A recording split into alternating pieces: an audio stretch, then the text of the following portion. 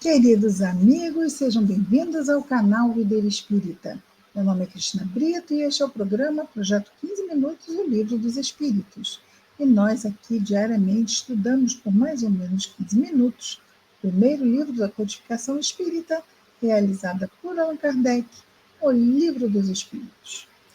Nós estamos atualmente na quarta e última parte deste livro. E o tema, o título dessa quarta e última parte é Esperanças e Consolações, composta por 2 capítulos. Nós estamos no segundo capítulo, Penas e Gozos Futuros, que nos fala do nosso retorno ao mundo espiritual e que já nos descortina como ele será. Basta que façamos uma avaliação de como estão sendo as nossas escolhas aqui na nossa encarnação.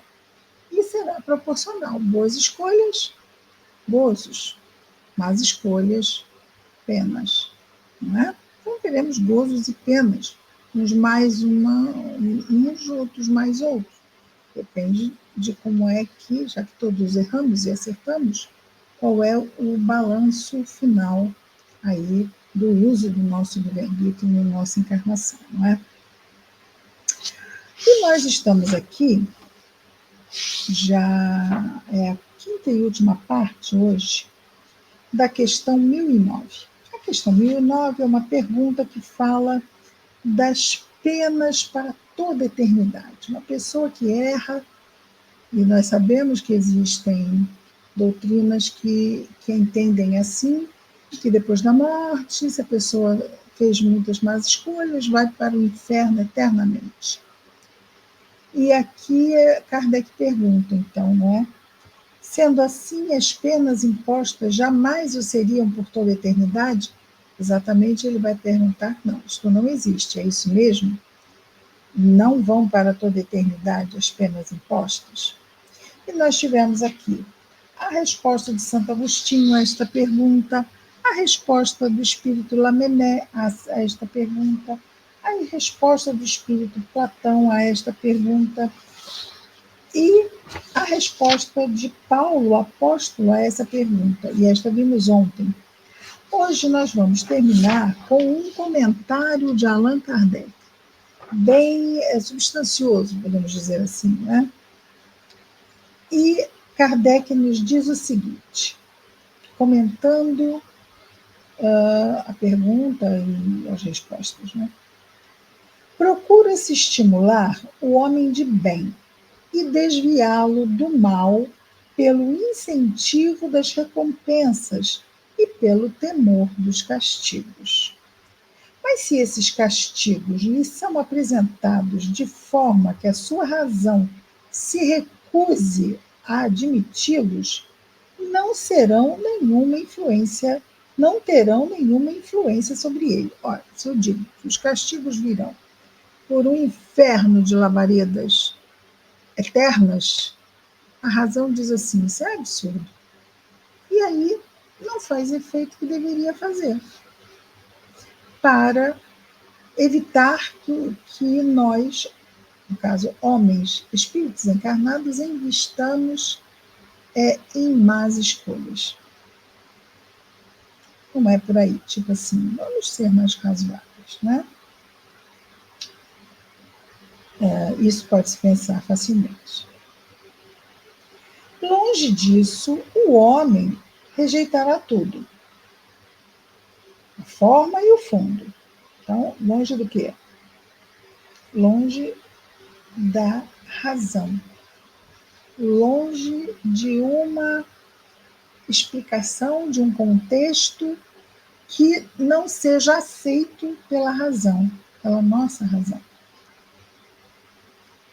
Então, Kardec diz, longe disso, longe da razão, do bom senso, o homem rejeitará tudo, a forma e o fundo. Se ao contrário lhe apresentarem o futuro de maneira lógica, ele não o repelirá. O Espiritismo lhe dá essa explicação lógica. Como é aqui também, quando estamos encarnados, não é? Então, vejamos. Se comemos com moderação, mantemos a nossa saúde corporal melhor do que se comermos muita gordura, muito açúcar. Isto vai nos desequilibrar. Então, existem argumentos para que incentivar a criatura humana a comer melhor. Por quê? Porque comer melhor vai repercutir na saúde física, provado pelos exames de sangue e tudo isso. Então, realmente. Tá? Kardec continua. A doutrina da eternidade das penas, ou seja, sofrer para todo sempre pelo mal que fez, em sentido absoluto, faz do ser supremo, faz de Deus, um Deus implacável. Seria lógico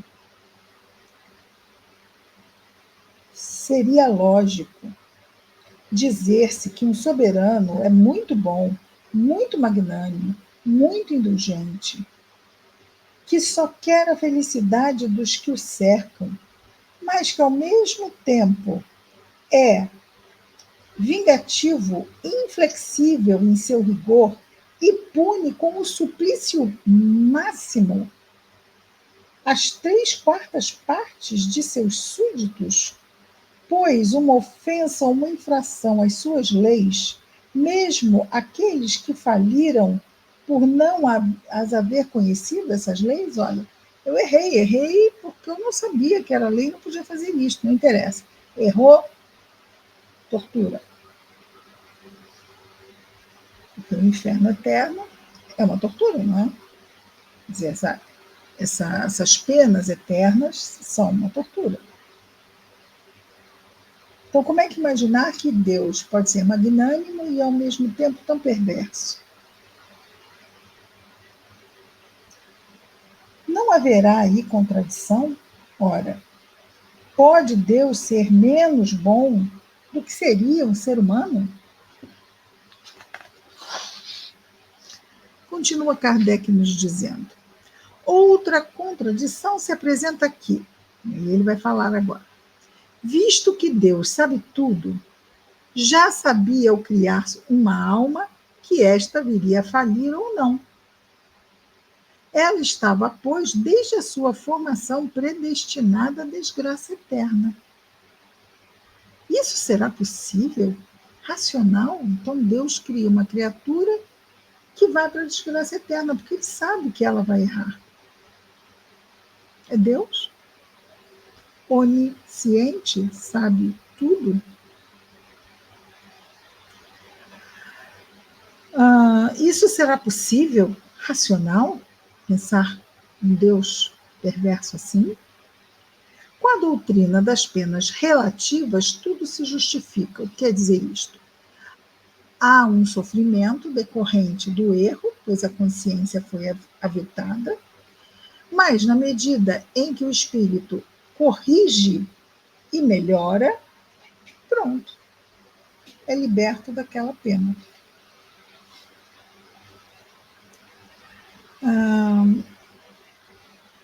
Deus sabia, sem dúvida, que ela, a alma, faliria, mas lhe deu meios de se instruir pela sua própria experiência, pelas suas próprias faltas.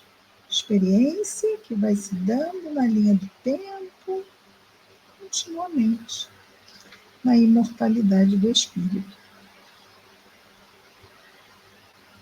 É necessário que a alma expie os seus erros, para melhor se firmar no bem, mas a porta da esperança nunca lhe é fechada para sempre, e Deus faz depender o momento da sua redenção dos esforços que ela empregar para o conseguir.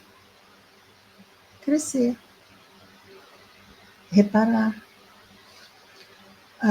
Vemos muito bem ilustrado isto no livro Memórias de um Suicida, do espírito Camilo Castelo Branco, Mediunidade de Ivone do Amaral Pereira,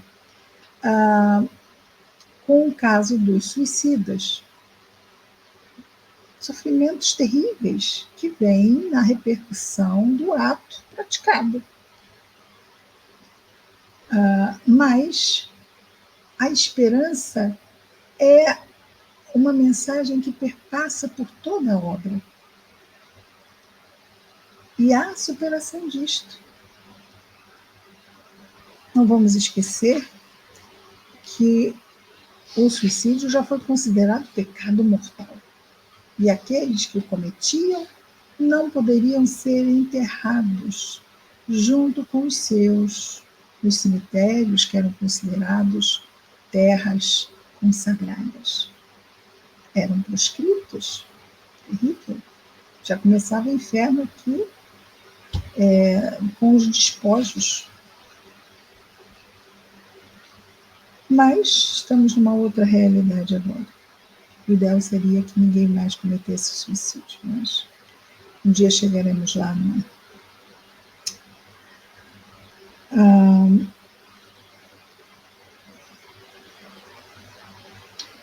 Isso todo mundo pode compreender, ou seja, que a esperança não é fechada, que Deus continua mantendo as oportunidades para que o espírito expie e repare suas faltas e cresça e aprenda e evolua.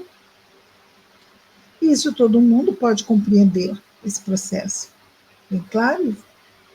Aí sim. Então vamos adiante, né? Muito bem. Isso todo mundo pode compreender e a lógica mais meticulosa pode admitir. Se as penas futuras tivessem sido apresentadas dessa maneira, ou seja, vamos errando, vamos nos arrependendo, vamos reparando, aprendendo e ascendendo. Se as penas futuras tivessem sido apresentadas desta forma, haveria muito menos incrédulos. Na linguagem vulgar, ou seja, na linguagem comum, a palavra eterno é muitas vezes empregada em sentido figurado para designar uma coisa de longa duração, cujo termo não é possível de se prever, conquanto se saiba muito bem que esse termo existe. Dizemos, por exemplo, os gelos eternos das altas montanhas, dos polos, embora saibamos, de um lado, que o mundo físico pode ter um fim, e de outro, que o estado dessas regiões pode mudar pelo deslocamento do eixo da Terra, por exemplo. E as terras frias podem ir para outro, nós vamos dizer assim, mudando o eixo da Terra, mudam os polos e mudam as regiões tropicais e polares. Sendo assim, onde tinha gelo, pode ter depois um deserto e vice-versa.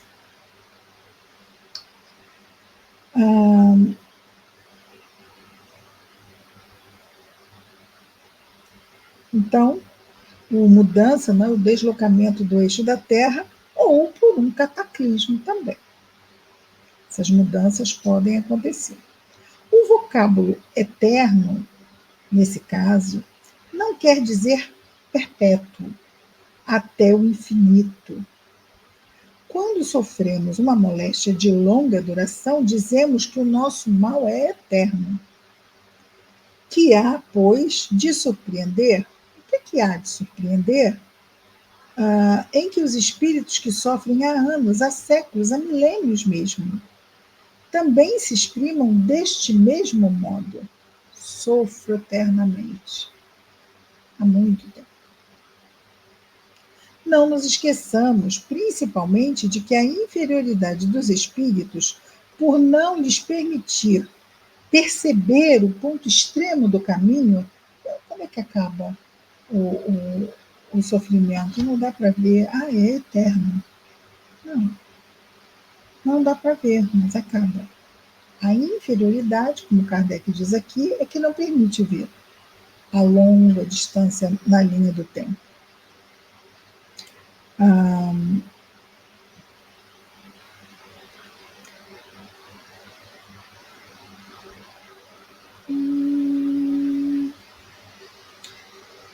Não nos esqueçamos, já vimos isto. Então, não nos esqueçamos principalmente de que a inferioridade dos espíritos, por não lhes permitir divisar o ponto extremo do caminho, leva-os a acreditar que sofrerão para sempre, o que para eles é uma punição. Aliás, a doutrina do fogo material, das fornalhas e das torturas, tomadas ao tártaro do paganismo, sim, o paganismo são aquelas religiões antigas, grega, romana, não é? Onde havia o tártaro, o Hades, onde as almas sofriam tormentos. E como que o inferno que veio depois, que surgiu, não é? Dentro ainda deste contexto romano, não é? Já que o cristianismo surgiu, o catolicismo surgiu de um cristianismo no Império Romano, quando um dos imperadores estabeleceu. Então, olha, hoje em dia, a partir de hoje, não somos mais politeístas, passaremos a ser monoteístas e cristãos. A partir deste momento, muitas mudanças foram feitas no cristianismo barra, a partir daí, catolicismo, porque católico quer dizer o quê? Universal. Todas as igrejas cristãs que haviam no Império Romano desapareceram, ficou apenas uma, e esta passou a ser universal, que é o catolicismo, a única, a universal. Mas, para fazer com que o povo politeísta aderisse à nova religião monoteísta, foram feitos alguns arranjos. E aí nós temos aí o inferno, que veio do Tártaro, do Hades. Então, a doutrina do fogo material.